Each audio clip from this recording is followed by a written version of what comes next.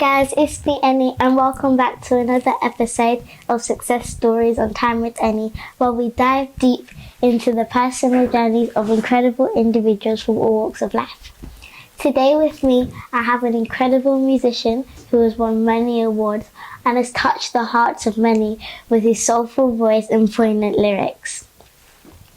In today's episode, we are going to be talking with him about his personal journey to becoming a musician and what challenges he faced. I am thrilled to have with me here today Mr. Paul Babatunde Dairo, that we all know as Paul Play Dairo. I want to thank you again for this opportunity, sir. You're welcome. Thank you for coming on the show. So to begin, can you just share a bit about your background and how you got into the music industry? Well, I was born into a religious family. My father was a pastor. My journey into the music world, so to speak, was my father was also a musician, but he was very serious about us not doing anything musical because it was very stressful for him.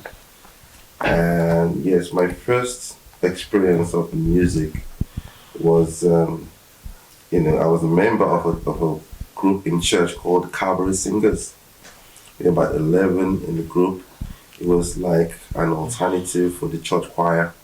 So just 6 boys and some, our leader used to play the guitar back then. So I started at the age of 11. So, we were attending church programs all over Lagos, outside Lagos, most of the western part of Nigeria. So from there, I graduated into joining a band, my 2 cousins and myself. The name of the band was Le Griff. Le, as in like French, yeah. So from there, I joined a gospel group called Pure Heart Impression, based in Abuja, which is now the capital of Nigeria. And from there, I joined an R&B group called Oxygen. And from Oxygen, I got signed on Kenny's music label, which is actually my last stop before I decided to start my own record label till this moment. Okay, so your father being a musician, was that what encouraged you to be? Well, I would say yes and no. Because, like I said before, my father was mostly interested in us having basic education to university level, which most of us were able to achieve. My father was never educated, so that was his dream for his children to be educated. But while I was in school, I was dabbling into recording in studios, working with other artists. I actually started singing jingles. Jingles are commercials for radio and TV. So from there, my father was not aware of that. But he got to know about it later.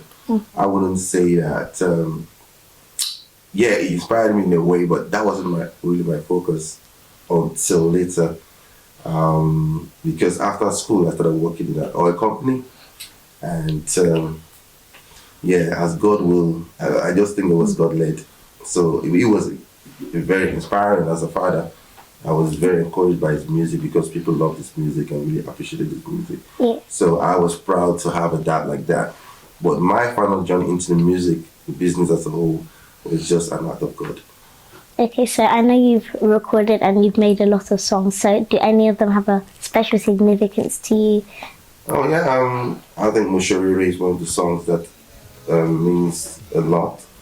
My father actually did the song initially, which was big back in Nigeria. I decided to pick it up again because our era, our parents' generation, the kind of music they listened to was not really appealing to our own generation. Just like I'm sure there'll be a little difference with what you like as a musician or as a listener or a fan of good music. will be different from what we appreciated in our own generation. So I decided to remake that song, to actually suit my own generation. And it became a very massive song. And I have been singing it for the past 25 years. And it has not really, I went for a show yesterday and I still sang it. And so that's the most remarkable song that actually made so much impression on my career myself. Okay, so now that we're on the topic of songs, how do you get the inspiration for them? What makes you get going when you're writing stuff? I look at life sometimes, happenings, what's going on around me and what's going on in the society, reaction of people to governments, policies and stuff. Also, but I sing high life music, I sing R&B music, and I sing gospel music. Although most people don't actually see me as a gospel musician, but I see it as something that is mandatory as far as a Christian, because the Bible says for everything that has breath, you should praise God. So that is my own philosophy about singing gospel. So I do that as well. So inspirations come from different, channels and different, spheres of life. Yeah. So how do you feel your approach to performing has adapted, changed over time? If I understand the question properly, that's how have I been able to adapt to changes. I didn't tell you that I started as a producer as well. I know who a producer is, somebody who arranges music and works with artists to release the music. My first journey into the music business was as a jingle producer. I play instruments, I play keyboards, I play drums.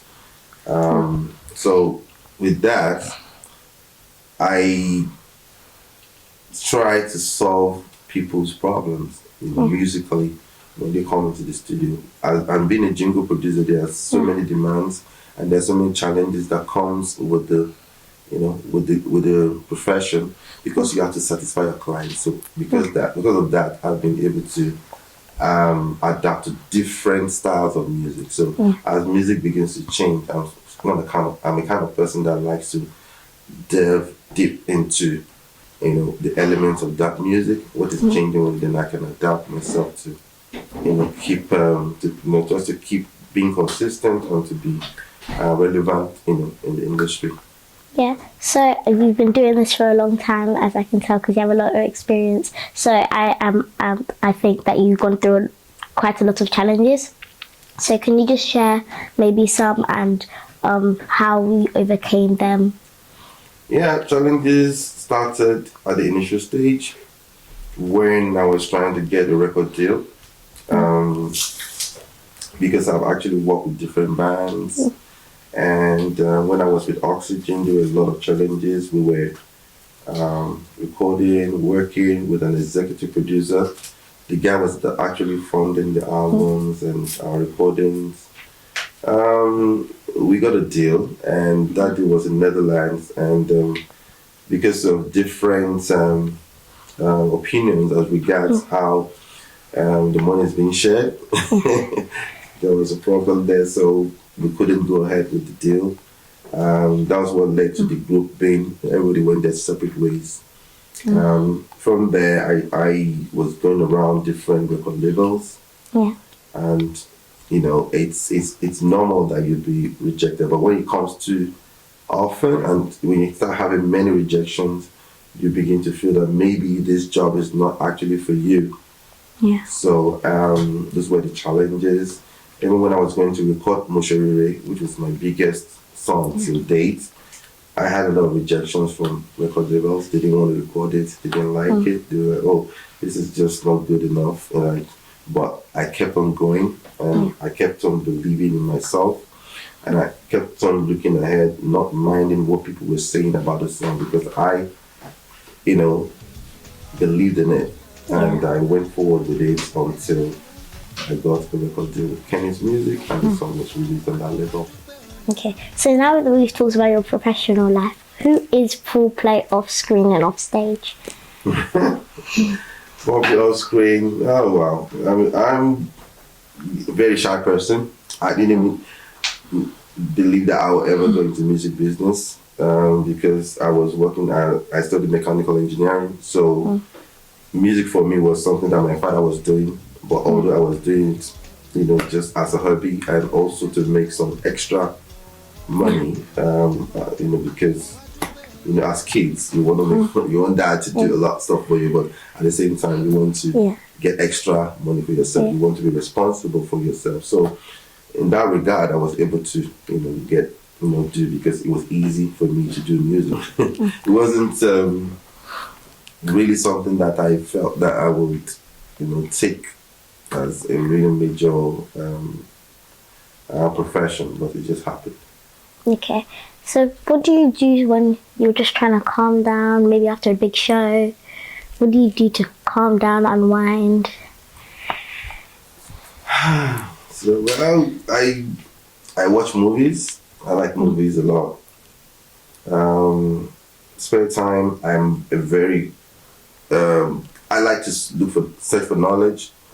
So most times I'm on YouTube looking for what's new, what's different, what's the new scientific development or whatever that is out there that is worthy of your knowledge. You just have. I'm very curious about things that are going on around me, and that I take it as an hobby to be very curious about the society and what's going on around me. Apart from watching movies and any other thing that's just movies. Music is like my job. So some people think that's hobby, but it's not my job. So I love recording in the studio, hanging out with my friends, going to fun places. I'm not really a holiday person, but I do that once in a while.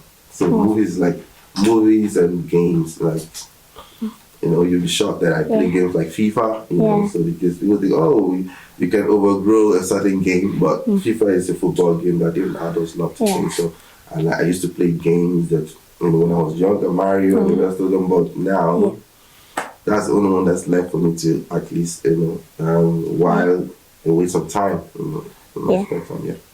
How do you think the entertainment industry has changed, adapted since you first began? Yeah, it has changed in so many ways because when we started, it was basically, let me say it's manual. Next one is manual, that there's nothing really, you can't sell your music on the data platforms. If you understand what I mean by data platforms, you can't put your music on the song platforms like Spotify, Amazon Music, Apple Music. Like today, when you can easily access, any song that you want to listen to. And those days, you have to sell your music physically because music comes in CDs. Have you seen CDs before? Yeah, and the CDs and albums and vinyl albums, big vinyl albums. And so it wasn't easy there was no internet. Right, so there's no way that you could go on YouTube and say, "Oh, guys, my music is out," or on Facebook, "Guys, go get my music." There's nothing like that. We only had to deal with radio stations and TV stations. So I think from 2008, 2009, things started changing for the music industry, and that was a big revolution financially for people who were into music. But for our generation, we just went through a lot of hardship in terms of being able to promote our music and also being able to, because if you release your music back in Nigeria, Lagos State, people in Abuja, for instance, won't get to listen to it until like 6 months. Yeah.